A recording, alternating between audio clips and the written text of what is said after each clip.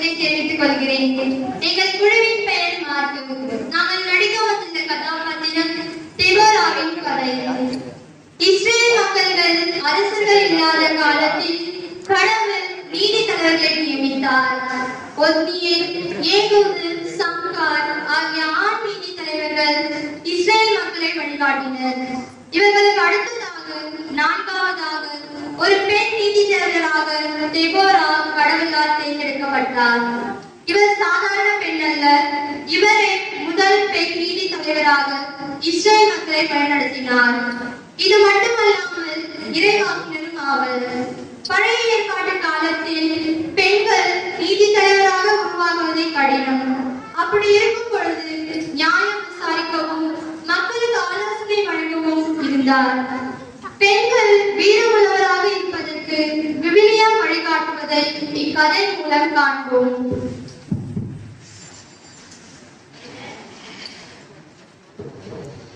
நான் தான் கொடியின் யாவின் அரசன். நான் தான் படைகளின் சீசரா. நான் தான் இஸ்ரேல் மக்களை வழிநடத்தும் நீதி தலைவர் தெபோரா. நான் தான் பாராக்கு. காட்சி 1. தெபோரா பாராக்கின் உரையாடல். இஸ்ரேல் மக்கள் மீண்டும் மீண்டும் பாவம் செய்ததால் ஆண்டவர் யாவீன் என்ற கானானிய அரசனிடம் ஒப்படைத்தார். இஸ்ரேல் மக்கள் மனம் வருந்தி கடவுளிடம் வேண்டினர். இதனால் கடவுள் ஒரு நீதி தலைவரை நியமித்தார். தெபோரா லபிதோத்தின் மனைவி. இவர் எப்ராயிம் மலை நாட்டில் ராமாவுக்கும் பெத்தேலுக்கும் இடையில் தெபோரா பேரிச்சை என்ற மரத்தின் அடியில் அமர்ந்திருந்தார். அபினோவாமின் மகன் பாராக்கு கெதேசில் வாழ்ந்து வந்தார். அப்பொழுது ஒரு நாள் தெபோரா ஆள் அனுப்பி பாராக்கை கூப்பிட்டார். இங்கே வாருங்கள். உடனே சென்று பாராக்கை அழைத்துட்டு வா. இதோ செல்கிறேன். பாராக்கு, உடனே செல்லுங்கள். உங்களை தெபோரா அழைக்கின்றார்.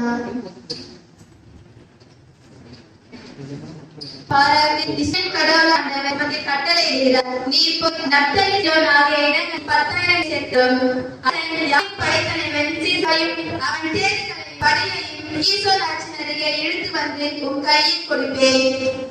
நானா? எனக்கு ஐயமாக இருக்கிறது. நீர் என்னுடன் வந்தால் நான் வருவேன். நீர் என்னுடன் வராவிடில் நான் வரமாட்டேன். நான் உம்முடன் உறுதியாக வருவேன். ஆயினும் இச்செல்லும் வழி உமக்கு பெருமை தராது. ஏன் ஆண்டவர் ஒரு பெண்ணிடம் சீசராவை ஒப்படைப்பார். இப்ப 2 பேரும் ஒரு முடிவுக்கு வந்து கெதேசுக்கு போறாங்க. பாராக்கு செபுலோன் நப்தலி ஆகிய இடங்களில் இருந்து 10,000 பேரை கூட்டிக்கிட்டு ஈசோன் ஆற்றுக்கு அருகே போறாங்க. காட்சி 2. போரின் தொடக்கம். எழுந்திரு, இந்நாளில் ஆண்டவர் உம்மிடம் ஒரு பெண் சீசராவை ஒப்படைப்பார்.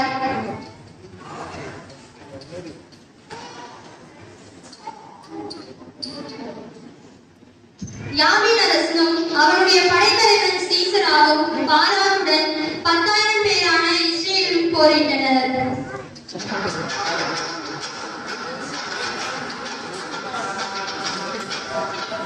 என்று தெரிகிறதா? கரெக்ட், லைட் மேல வந்து போறடா.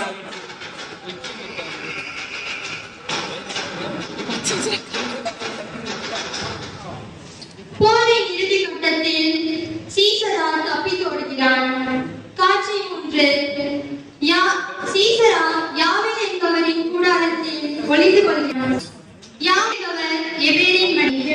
அரசனுக்கும் எபேருக்கும் நல்ல நட்பு கொண்டிருந்ததால் சீசரா யாவீன் உடலில் ஒளிந்து நினைத்தார். திரும்பவும் என்ற எண்ணி இருக்கும் வேண்டாம். அவனுடைய தேடும் ஆடை வந்து காட்டி.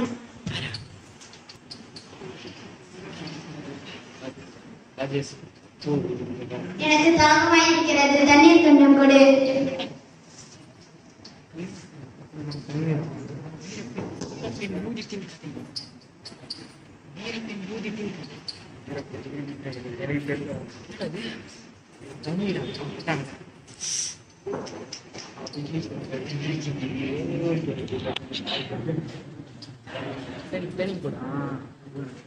நீ போய் கூடாரத்தின் வாயிலில் நின்றுக்கொள். எவனாவது இங்கு இருக்கிறான் கேட்டால் இல்லைன்னு சொல். சீக்கிரம் ஆகட்டும். என்னடா இந்த பொண்ணு பால் கொடுக்குறாளே, அப்ப இவங்களோட ஆளு நினைச்சீங்களா? இப்பதான் நம்ம கதையோட ட்விஸ்ட் கிளைமேக்ஸ் எல்லாம் வரும். தெபோரா சொன்னாங்கல்ல, கடவுள் ஒரு பெண்ணிடம் சீசராவை ஒப்படைப்பாருன்னு. அது இவங்கதான். என்ன நடக்குதுன்னு நீங்களே பாருங்க. சீசரா பால் குடிச்சிட்டு தூங்கிட்டான். அப்ப யாவே கூடாரங்களை ஒன்றையும் சுத்தியையும் கையில் எடுத்துக்கிட்டு ஒரு சத்தமும் கேட்காமல் நெற்றை பொட்டில் முளைத்தலை அடிச்சாங்க. காட்சி 4. பாராக சீசராவை கண்டுபிடித்தல். இப்பதான் நம்ம பாராவுடைய என்று பாராக சீசராவை பின்தொடர்ந்து வந்ததுனால அந்த கூடாரத்தை கண்டுபிடிச்சிட்டாரு. யாவே கூடாரத்தை வெளியே நின்றுட்டு இருக்காங்க. யாவே அவரிடம்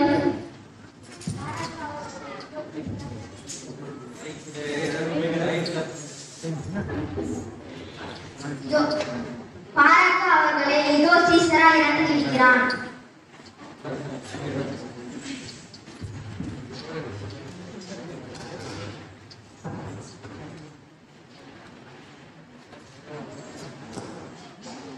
இப்படிதான் கடவுள் கொடியவனான யாபின் அரசன் கிட்ட இருந்து இஸ்ரேல் மக்களை தெபோரா வழியா காப்பாற்றினாரு.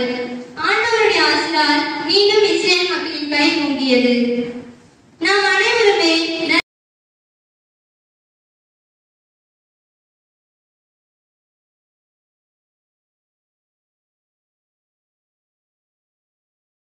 கடவுள் கொடியவனான யாபின் அரசன் கிட்ட இருந்து இஸ்ரேல் மக்களை தெபோரா வழியா காப்பாற்றினாரு. ஆண்டவருடைய ஆசிரால் மீண்டும் இஸ்ரேல் மக்களின் கை ஓங்கியது. நாம் அனைவருமே நிறைய தவறுகள் செய்வோம். கடவுள் அதற்கு சிறியதாகத்தான் கோபம் கொள்வார்.